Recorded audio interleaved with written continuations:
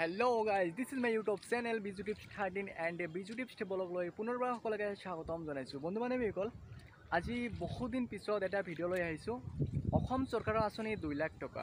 So আত্মনিৰ্ভৰ অসম অভিযান স্কিমৰ বিষয়ে যে আমাৰ কেতিয়া পইচাখিনি দিব, কেতিয়া আমাৰ ট্ৰেইনিং হ'ব, কেতিয়া আমাৰ সিলেকশন লিষ্ট দিব আৰু আমাৰ কিমান জনৰ দিব, সকলোকে দিব নে নাই আৰু বাকিবিলাকক আমাক কেতিয়া দিব। সো আজি আমি এই ভিডিওত কথা পাতিম, যেহেতু বহু দিন হৈ গ'ল মই ভিডিও দিব পৰা নাই যেহেতু সময়ৰ অভাৱত। সো আজি আমি এই ভিডিওত কথা পাতিম। সো আপোনালোকে ভিডিওটো স্কিপ নকৰাকৈ চাই থাকিব আৰু যদিহে আপোনালোকে আমাৰ চেনেলটিত নতুনবাৰ কাৰণে ভিজিট কৰিছে তেনেহ'লে প্লিজ চেনেলটো ছাবস্ক্ৰাইব কৰিব না। অসম চৰকাৰৰ আঁচনি 2 লাখ টকা 5 লাখ টকা।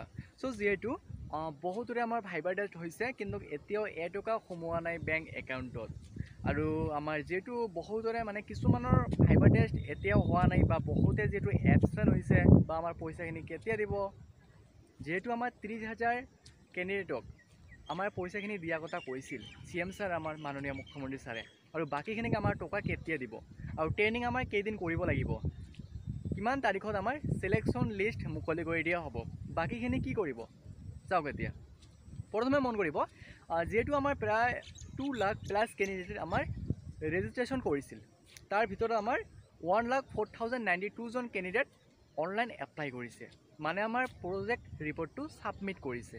ঠিক আছে। সো ইয়াৰ ভিতৰত যেহেতু আমাৰ এবচেণ্ট হৈছে কিমান 10,360 জন কেণ্ডিডেট এবচেণ্ট হৈছে আমাৰ 1,04,092 জনৰ ভিতৰত। সো তেনেহ'লে ইয়াতে মন কৰিব টোটেল আমাৰ 91,727 জন কেণ্ডিডেট আমাৰ ফাইনেলি ভাইবাৰ টেষ্ট দিছে বা ভাইবাৰ টেষ্ট হৈ গ'ল। এতিয়া যেহেতু বহুতে কৈ আছে মই ফেব্ৰুৱাৰী মাহত ইণ্টাৰভিউ দিছোঁ বা ফেব্ৰুৱাৰী মাহত মোৰ ভাইবাৰ টেষ্টটো হৈছে, এতিয়াও মোৰ বেংক একাউণ্টত এটকা সোমোৱা নাই বা আৰু আমাৰ ট্ৰেইনিং হ'বনে নাই, যিহেতু কিছুমানে কৈ আছে যে আমাৰ ভাইবাৰটো হৈছে আৰু আমাৰ ট্ৰেইনিংটো নহয়। সো আমাৰ ফাইনেলি CM ছাৰ টুইট যোগে কি ঘোষণা কৰিছিল, যিহেতু মই ভিডিঅ' দিব পৰা নাই আজি মই জনাব বিচাৰিছোঁ। সো আপোনালোকে ভিডিঅ'টো স্কিপ নকৰাকৈ চাই থাকিব। চাওক বন্ধু বান্ধৱীসকল, আমাৰ CM ছাৰ যিহেতু টুইট যোগে ঘোষণা কৰিছে যে আমাৰ টোটেল 1,04,092 জন কেণ্ডিডেট টোটেল আমাৰ অনলাইন এপ্লাই কৰিছে আৰু তাৰ ভিতৰত আমাৰ 91,727 জন কেণ্ডিডেট আমাৰ ভাইবাৰ টেষ্ট দিছে আৰু আমাৰ 10,360 জন কেণ্ডিডেট এবচেণ্ট আছে। ইয়াৰ ভিতৰত আমাৰ যিটো পল্ট্ৰি ডায়েৰী গটি পিগৰি ইয়াতে আমাৰ 32,268 জন কেণ্ডিডেট আছে এণ্ড আমাৰ আদাৰ ছেক্টৰ ইনক্লুডিং ছাৰ্ভিচ ইয়াতে আমাৰ 14,215 জন কেণ্ডিডেট আছে আৰু আমাৰ ফিচাৰী 13,743 জন কেণ্ডিডেট আছে। সো এতিয়া মন কৰিব যিহেতু আমাৰ টুইট যোগে ঘোষণা কৰিছে বা আমাৰ CM ছাৰ টুইট কৰিছে, তাতে যিটো আমাৰ স্পষ্টভাৱে লিখা আছে যে আমাৰ 30 জুন 2024 আগতে আমাৰ ভাইবাৰ টেষ্টটো কমপ্লিট কৰিব। ঠিক আছে। যিসকলৰ হোৱা নাই মানে অতি সোনকালে হৈছে বা হৈ গ'ল। ঠিক আছে। আৰু মানে ইয়াত লিখা আছে যে 30 জুন 2024 ভিতৰত আমাৰ ভাইবাৰ টেষ্টটো কমপ্লিট কৰিব। আৰু কিছুমানে যিহেতু কৈ আছে আমাৰ ভাইবাৰ টেষ্টটো হৈ গ'ল, এইটো আমাৰ এতিয়া ইণ্টাৰভিউ হৈ গ'ল, এতিয়া আমাৰ কিবা আৰু হ'বনে নাই, নিশ্চয় হ'ব, এতিয়া ট্ৰেইনিং হ'ব। ষ্টেট লেভেল চিলেকশ্যন 30 জুলাই 2024, মানে আমাৰ 30 জুলাই 2024ত ষ্টেট লেভেল চিলেকশ্যন এখন লিষ্ট দিব। ঠিক আছে, এখন লিষ্ট দিব। মানে মন কৰিব বহুতে যিহেতু ভাবি আছে যে আমাৰ কাট অফটো বা আমাৰ লিষ্টখন ডিষ্ট্ৰিক্ট ৱাইজ দিব নে ষ্টেট ৱাইজ দিব, এইটো আমাৰ ষ্টেট ৱাইজ দিব, মানে আমাৰ অল আছাম লেভেল এখন লিষ্ট মাৰিব 30 জুলাই 2024। ঠিক আছে, 30 জুলাই 2024 দিনা এখন লিষ্ট মাৰিব আৰু সেই লিষ্টখনত আমাৰ 30,000 কেণ্ডিডেট চিলেক্টেড হ'ব, মানে 2 লাখ টকাৰ কাৰণে। অ'কে, মন কৰিব কথাটো, মানে 30 জুলাই 2024 এখন লিষ্ট দিব, 30,000 কেণ্ডিডেটৰ নাম থাকিব, মানে চিলেকশ্যন কেণ্ডিডেটসকল, আৰু সেইসকলৰহে ট্ৰেইনিং হ'ব।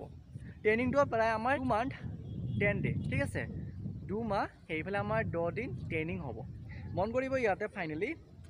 চ' আমাৰ 20 আগষ্টৰ পৰা সেইফালে আমাৰ 31 অক্টোবৰ 2024 ভিতৰত আমাৰ ট্ৰেইনিংটো হ'ব।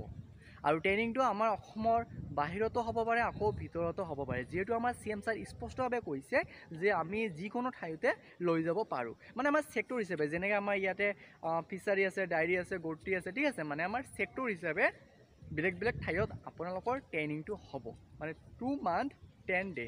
অ'কে, ইয়াৰ পিছত মন কৰিব চ' ফাইনেলি আমাৰ ইয়াতে 31 অক্টোবৰ 2024 তাৰিখৰ আগতে আমাৰ ট্ৰেইনিংখিনি কমপ্লিট কৰিব আৰু সেইফালে আমাৰ নৱেম্বৰ মাহত আমাৰ পইচাখিনি দিয়া হ'ব ঠিক আছে নৱেম্বৰ মাহত আমাৰ পইচাখিনি দিয়া হ'ব মানে আমাৰ পঞ্চায়ত ইলেকশ্যনৰ আগতে পইচাখিনি দিয়া হ'ব আৰু পইচাখিনি ক'ত দিব যিটো বহুতে কৈ আছে চাওক পইচাখিনি বেংক একাউণ্টত দিব আৰু আপোনালোকক যাব লাগিব খানাপাৰাত যিহেতু তাতে এটা প্ৰগ্ৰাম হ'ব সেই প্ৰগ্ৰামত তাতে কিন্তু যাব লাগিব আৰু এনেকুৱা নহয় যে 2 লাখ টকা একেবাৰে দিব এইটো নহয় ঠিক আছে আমাৰ CM ছাৰ অলৰেডি জনাই দিছে মানে 1 লাখ টকা প্ৰথম কিস্তি দিব তাৰপিছত আকৌ নেক্সট কিস্তি 1 লাখ টকা দিব ঠিক আছে আৰু যিসকলে মানে ইয়াত আমাৰ যিহেতু 91,727 জন কেণ্ডিডেট আমাৰ ভাইভা টেষ্ট দিছে ইয়াৰ ভিতৰত আমাৰ 30,000 কেণ্ডিডেটৰ প্ৰথমে দিব তাৰপিছত আকৌ আমাৰ বাকীখিনি দিয়া হ'ব ঠিক আছে মানে সকলোৰে একেবাৰে দিয়া সম্ভৱ নহয় সেইকাৰণে এইটো চিষ্টেম কৰিছে আৰু আমাৰ লিষ্টখন মনত ৰাখিব এইটো